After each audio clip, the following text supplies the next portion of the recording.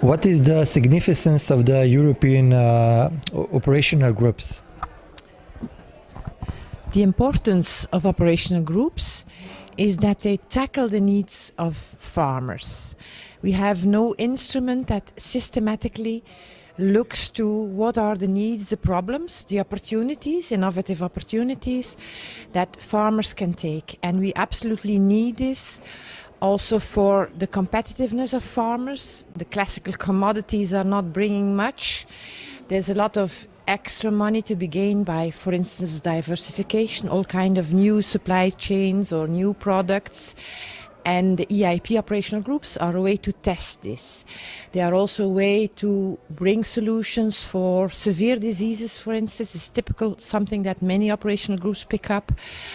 Also the new digital applications are in many of the operational groups we already have in Europe.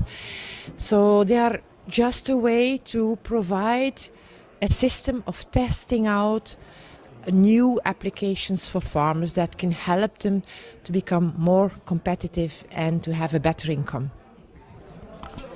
Just the final question, how should operational group be composed? So in order to have a good focus on farmers' needs and opportunities, of course you need farmers in there, that's for sure. And then the rest of the group, that depends on the objectives of the group. Suppose you need to develop a new supply chain, an innovative supply chain. I guess you would need maybe some commercial actors from the supply chain.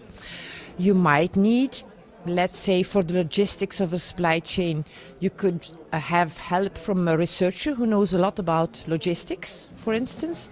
So it all depends on the topic you want to cover. If you want to solve a problem that is linked to diseases, you probably will look in the university who is working on this or that pest or disease from this or that crop. So it's all related to the objective really of the operational group. What do they want to solve? Which opportunity do they want to develop?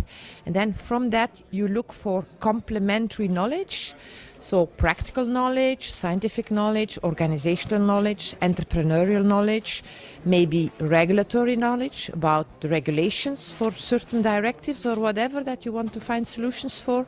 So it's all depending on the subject you want to tackle and who knows most to help to get to a solution.